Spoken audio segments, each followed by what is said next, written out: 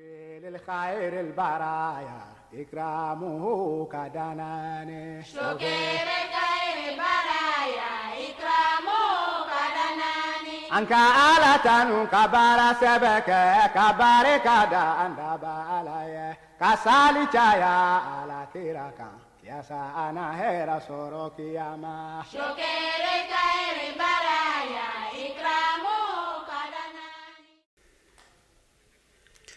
A'oudhu billahi minash shaitanir rajim.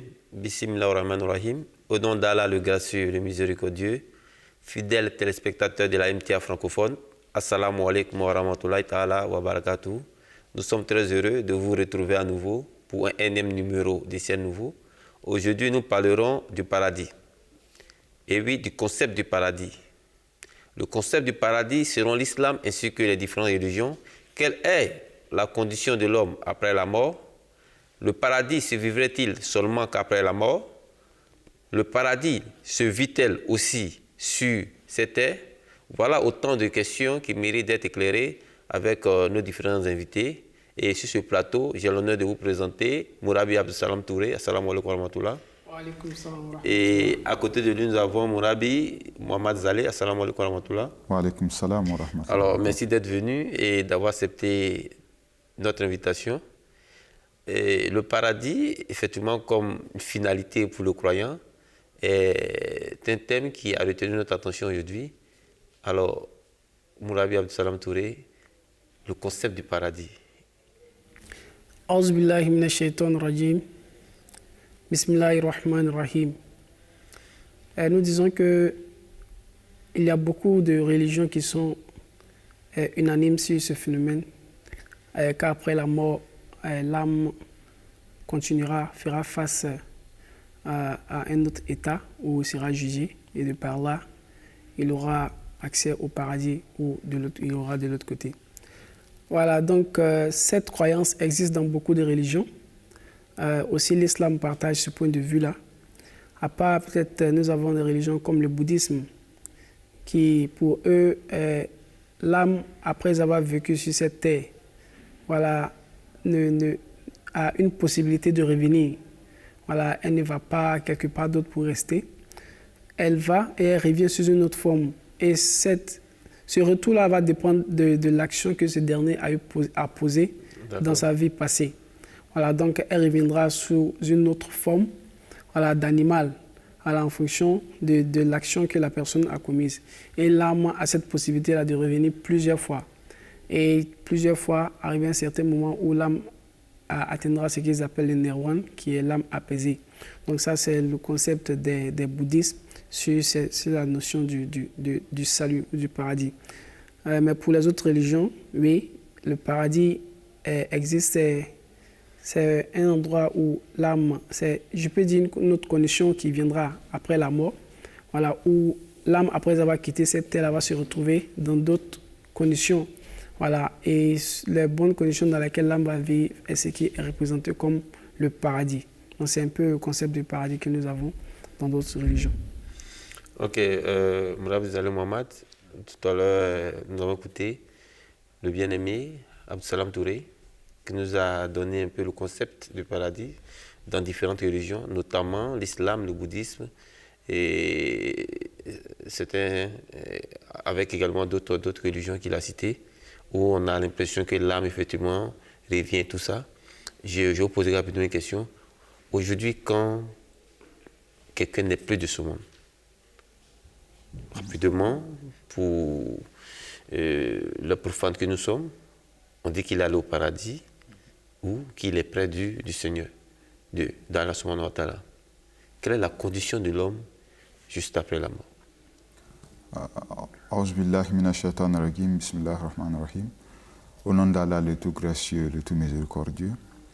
D'abord, il faut reconnaître que, comme expliqué par le Messie Prophète alayhi salatu wa salam, que la condition de l'homme après sa mort n'est pas quelque chose de nouveau. Tu ne vas pas aller vivre quelque chose de nouveau là-bas. En fait, c'est un reflet de ta condition, des conditions dans lesquelles tu te trouvais d'ici-bas qui seront reflétées là-bas. Il dit, par exemple, toute personne qui vit sur ce monde-là que vous posez vos actes, les croyances que vous avez, il y a des choses qui restent cachées à votre fort intérieur, que personne ne peut savoir ça. Donc, une fois qu'après votre mort, cette condition serait plus apparente. Donc, tout ce que vous avez posé comme acte, vous allez revivre ça dans l'autre monde.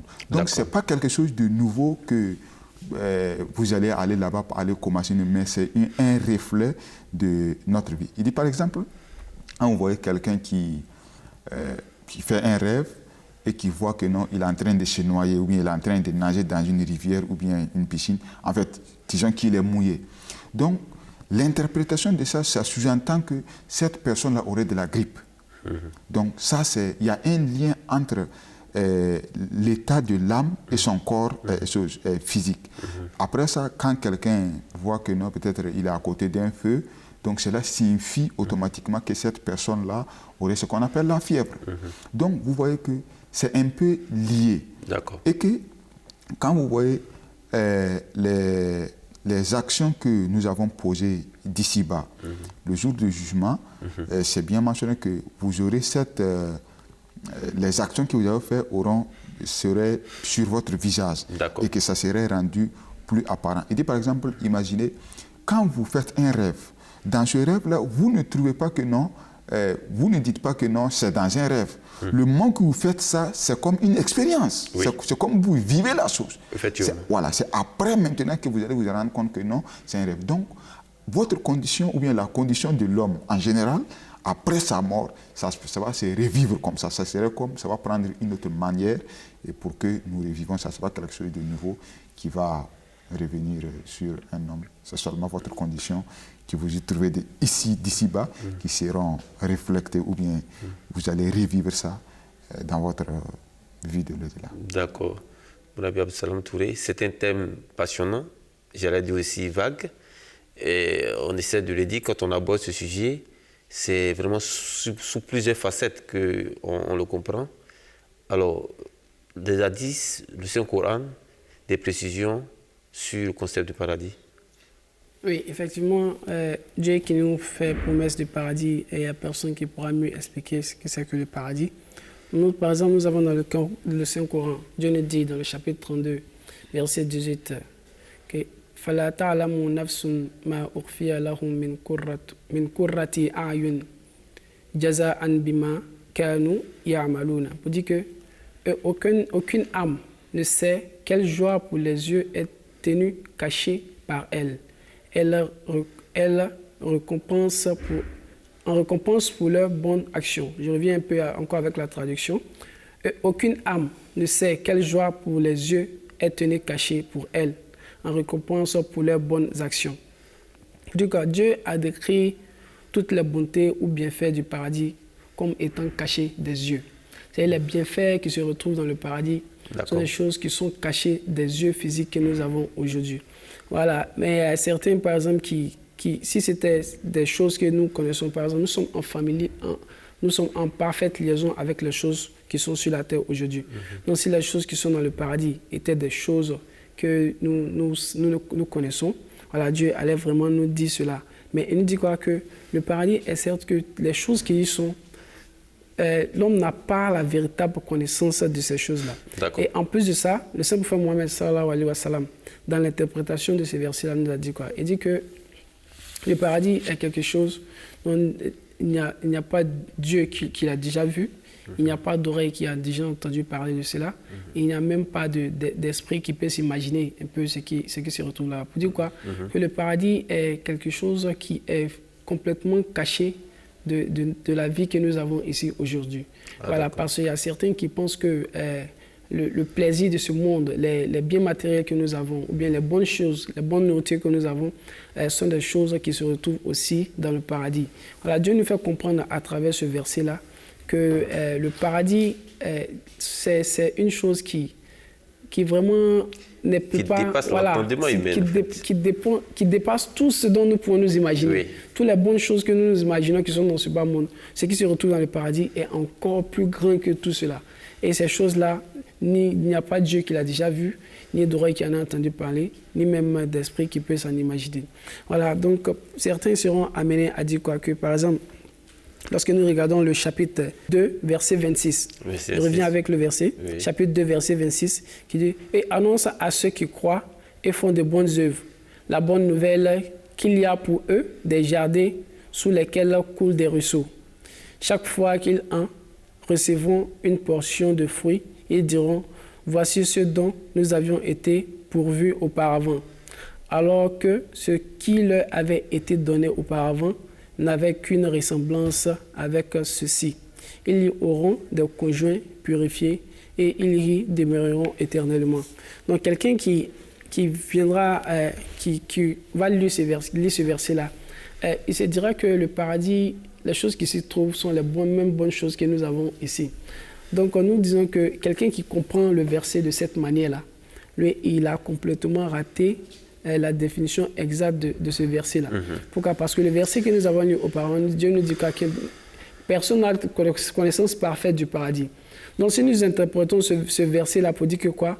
Les choses qui y sont mentionnées sont exactement comme nous le trouvons dans notre jargon, comme par exemple, nous prenons l'exemple du miel ou bien du lait de vache que nous avons ici. Nous disons que ce sont ces mêmes aspects-là que nous allons retrouver dans le paradis. Alors nous faisons une grande erreur, nous faisons une mauvaise interprétation de ce verset-là. Mais ce verset-là avait dit quoi? Ce verset-là avait tout simplement dit que ceux qui croient et qui font de bonnes œuvres et qui posent des actions avec beaucoup de droiture, ceux-là, par leurs actions, construisent pour eux-mêmes un paradis. D'accord. Okay? À travers leurs actions, ils construisent pour eux un paradis. Et le paradis qu'ils construisent, les arbres qui se retrouvent dans ce paradis est un peu comme la foi qu'ils ont. Okay? Et cette foi-là est nourrie à travers quoi? Les bonnes actions qu'ils mènent. Et ces bonnes actions qu'ils mènent, c'est ce qui est représenté comme le ruisseau qui coule dans le jardin. Et comment on appelle, l'eau qui nourrit les arbres et l'arbre grandit. Donc, à travers les actions, ils ont déjà le goût d'un fruit qui est quoi? Qui est l'amour d'Allah subhanahu wa ta'ala. C'est-à-dire, le fait que déjà, ils sont sur la terre ici. Ils sont déjà arrivés à un niveau où ils ont déjà expérimenté l'amour d'Allah subhanahu wa ta'ala. Donc, c'est un peu comme si déjà ici, ils vivaient dans le paradis. Donc, ce verset fait allusion à quoi? Lorsqu'ils arriveront au jour du jugement et qu'ils se retrouveront dans le paradis, l'amour de Dieu qu'ils auront, ils auront l'impression qu'ils ont déjà vécu le peu de cela déjà dès le moment où ils se retrouvaient sur la terre. Donc le verset nous dit quoi? Qu'ils se diront que on a l'impression d'avoir goûté un peu à celui-ci, mais celui-ci a un goût encore plus élevé que ce que nous avons goûté. Pour dire quoi? Cela ne se réfère pas aux biens matériels que nous avons, aux fruits ou aux objets, mais c'est quoi? C'est l'amour d'Allah subhanahu wa ta'ala que ces derniers-là ont reçu à avoir sur la terre depuis le moment où ils vivaient ici. Ils se sont donnés sur le chemin d'Allah subhanahu wa ta'ala en posant de bonnes actions. Et ces bonnes actions-là ont nourri les arbres qui sont leur foi. Et cet arbre a grandi et a produit un fruit. Et ce fruit-là, c'était quoi? C'était l'amour d'Allah subhanahu wa ta'ala qu'ils ont expériencé depuis le moment où ils vivaient encore sur la terre. Ils ont déjà eu un goût de ce paradis-là. Et lorsqu'ils arriveront à l'au-delà, Dieu leur donnera encore le paradis qui a un goût encore plus élevé que ce qu'ils avaient. Donc, ils ont l'impression d'avoir goûté un peu, mais vraiment que ce goût-là est encore plus meilleur que ce qu'ils avaient. Donc, c'est de cela qu'il s'agit ici. Sinon, ce n'est pas exactement les biens matériels que nous avons qui sont énumérés dans ce verset-là. Mais par exemple, comme Dieu nous dit, par exemple, il dit que nous n'avons pas de connaissance parfaite de ce paradis-là. Donc, dans notre jargon, pour que nous puissions comprendre, lorsque Dieu veut nous amener à aimer, avoir l'envie de gagner ce paradis-là, avoir l'envie de gagner ce paradis-là qui a beaucoup de bienfaits, de bonté encore plus élevés. Voilà, donc il utilise exactement les choses qui nous plaisent dans notre jargon. Et qu'on connaît. Voilà, exactement, les choses qu'on connaît. Par exemple, il sait que nous avons déjà le goût du miel, nous savons comment le miel est. Oui. Il sait que déjà nous avons le goût du lait, comment le lait est. Donc s'il veut expliquer un peu le paradis, les choses qui s'y trouvent ne sont pas ici. S'il utilisait exactement les mêmes mots, on n'arriverait pas à comprendre. Donc quelqu'un n'aura pas ce désir de faire des efforts pour pouvoir s'octroyer tout cela. Mais quand il explique avec les choses que nous avons sur la terre, voilà, cela nous donne quoi? L'envie de la voir. Mais cela ne veut pas dire que ces choses-là sont effectivement les mêmes choses qui y sont. Mais il a été utilisé seulement pour nous amener à comprendre le concept du paradis. Voilà. D'accord. Si réellement, comme le frère Salam l'a dit, ce n'est que des choses qu'on vit ici-bas, les miels et les autres choses. Donc le paradis n'aura pas de valeur. Même ceux qui n'ont pas cru et que nous qui ont cru, on a tous mangé ces fruits-là ici ensemble.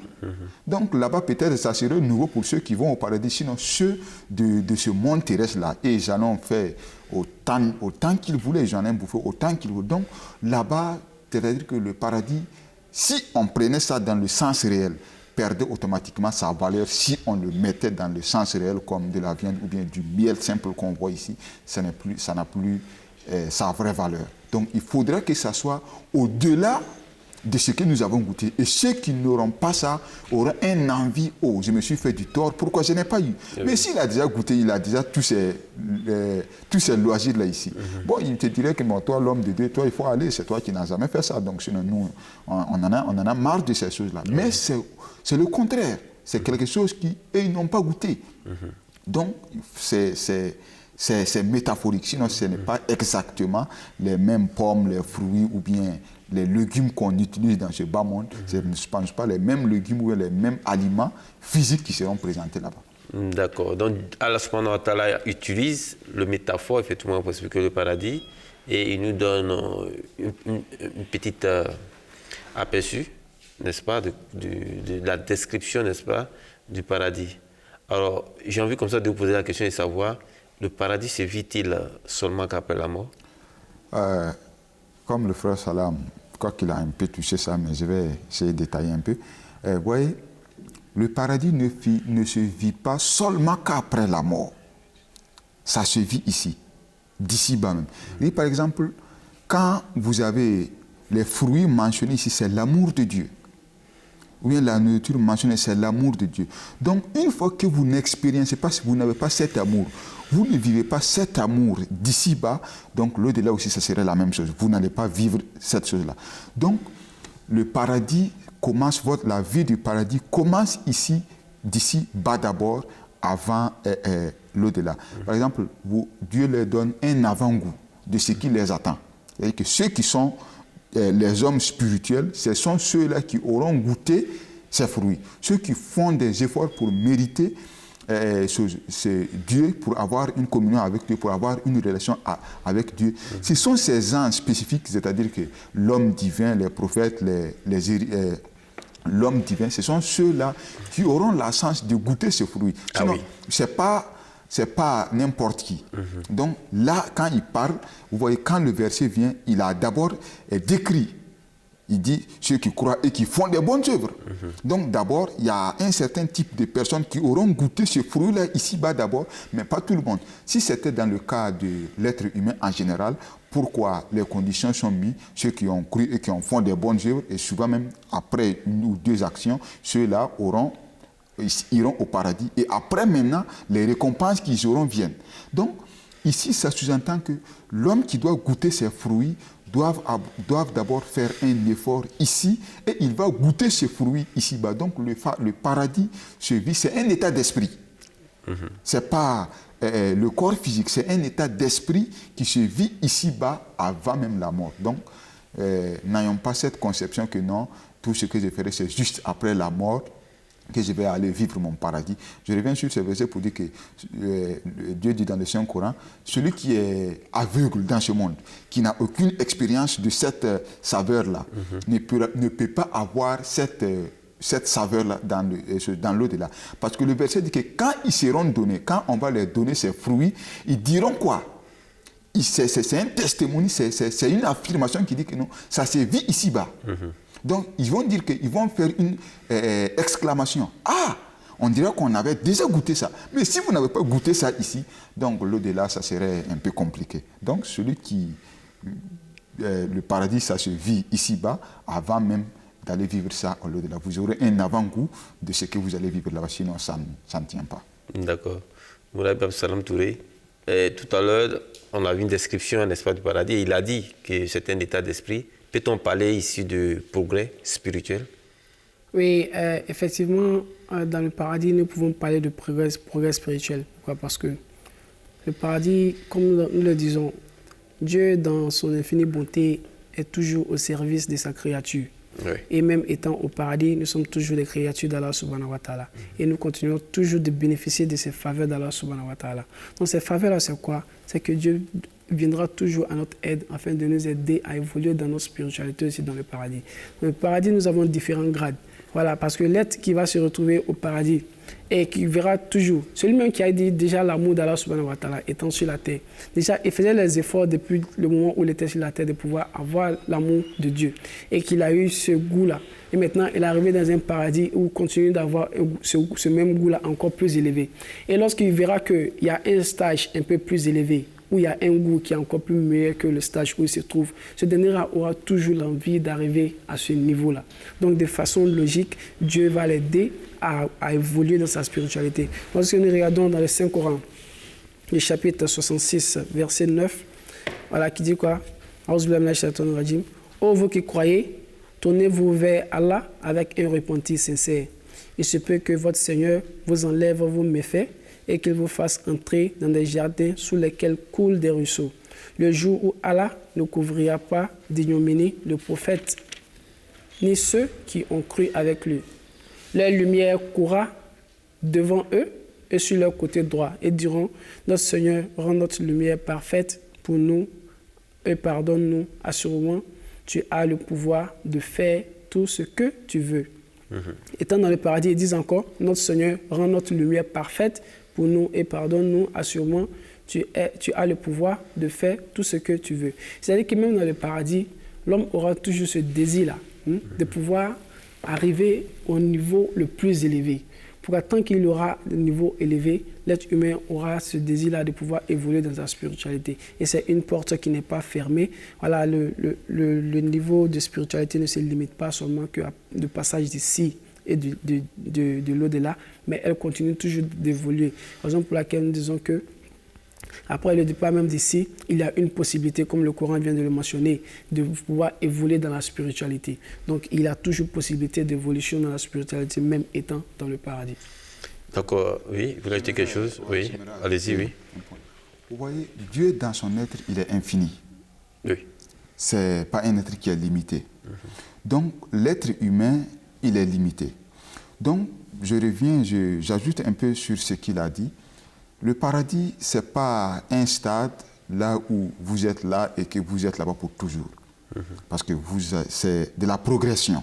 C'est de la progression, c'est de la progression.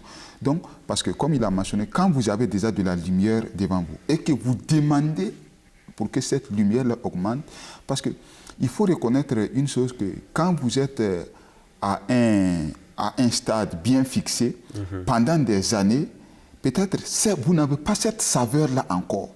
Donc, vous aurez toujours envie, et dans le paradis, il y aura cette évolution qui serait là. Il y aurait cette évolution qui serait là au fur et à mesure, vous allez évoluer dans la spiritualité. Bien sûr, ça ne serait pas du matériel ainsi, ça serait du métaphysique, ça serait de la spiritualité. Donc, une évolution progressive. Voilà, même dans le paradis, effectivement, il y a toujours le progrès spirituel, effectivement, qui continue au vu, n'est-ce pas, de ce verset qu'il a cité. Alors, j'ai envie comme ça de vous poser une question. Elle paraît banale, mais permettez-moi de la poser. Le paradis est-il éternel? D'abord, il faut reconnaître que, comme je l'ai dit, Dieu dans son être, il est infini. Oui. Donc, et c'est une vie qui n'a pas de fin dans le paradis. Ça serait éternel. Oui. Par exemple, il y a un verset du Saint-Coran qui vient catégoriquement donner la réponse à votre question, oui, qui dit, dans chapitre 11, verset 109, qui dit وَأَمَّا الَّذِينَ سُئِلُوا فَفِي الْجَنَّةِ خَالِدِينَ فِيهَا مَا دَامَتِ السَّمَاوَاتُ وَالْأَرْضُ إِلَّا مَا شَاءَ رَبُّكَ عَطَاءً غَيْرَ مَجْذُوذٍ. Et la traduction est comme suite. Mais quant à celles qui auront été sans ceux, elles seront au paradis. Et ils demeureront aussi longtemps que demeureront les cieux et la terre, excepté si ton Seigneur en décide autrement. Et c'est un don qui ne serait jamais interrompu. Donc, là, je crois que la réponse à votre question est plus que claire. Oui. Donc, c'est un don qui ne sera jamais interrompu. Il dit que, bon, par exemple, la première partie, c'est une sens, parce que personne de ses propres efforts ne peut dire que non, j'ai fait un travail comme vous donnez un contrat à quelqu'un, la personne fait le travail, tu dis que bon, c'est mon droit, tu dois me payer. Donc c'est une grâce que Dieu te fait. Donc, et cette grâce, Dieu dit que ces anges qui auront cette grâce, ils demeureront aussi longtemps que leur Seigneur demeure. Et à la fin, il vient pour affirmer, pour dire que c'est un don qui ne serait jamais interrompu. Donc, ça sous-entend que le paradis, c'est une éternité. Et son progrès est infini. Donc, la meilleure des récompenses. Merci bien, merci bien. Moulabi Abdou Touré, votre mot de fin? Ouais, effectivement, comme mot de fin, je vais donner un conseil à mes frères téléspectateurs pour dire quoi? Que nous devons tous avoir cette envie-là de gagner le paradis de Allah subhanahu wa ta'ala, car c'est le meilleur endroit possible. Et il y a une possibilité de vivre ce paradis-là, même étant encore sur la terre. Donc il va falloir faire l'effort de pouvoir avoir déjà un petit goût de ce paradis-là. Lorsque nous voyons un peu ce qui est mentionné par rapport à ce paradis dans l'au-delà, ce qui veut dire que le goût qui est là-bas est très grand. Donc si nous avons déjà un petit goût de cela à notre juste niveau, je pense que ça sera la meilleure des choses. Donc vraiment, faisons l'effort de pouvoir vivre le paradis dès le bas monde ici. Votre mot de fin, vous allez me mettre. Ouais.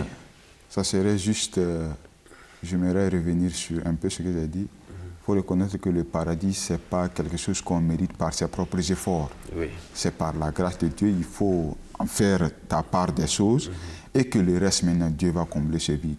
Donc, je dirais à mes chers téléspectateurs que voilà, le saint prophète Mohammed sallam nous a donné les voies et les moyens et a rendu les choses plus faciles. Maintenant, la balle est dans notre camp. Si nous voulons réellement vivre cette chose, alors, donc, la balle est dans notre camp, qui Dieu nous aide à s'acquitter de nos devoirs et qui nous comble de ses grâces. Et qui nous comble de ses grâces, c'est sur ces mots de Mourabi Abdou Zali Mohamed que nous allons nous quitter, fidèles téléspectateurs des Ciels Nouveaux. Alors, nous osons croire que le paradis sera notre dernière demeure. Le paradis tel que décrit dans le Saint-Coran n'est que métaphorique. Allah subhanahu wa ta'ala nous a juste donné un aperçu. Puisse Allah nous permettre de demeurer éternellement dans le paradis. Sur ce, assalamu alaikum wa rahmatullahi ta'ala wa barakatuh.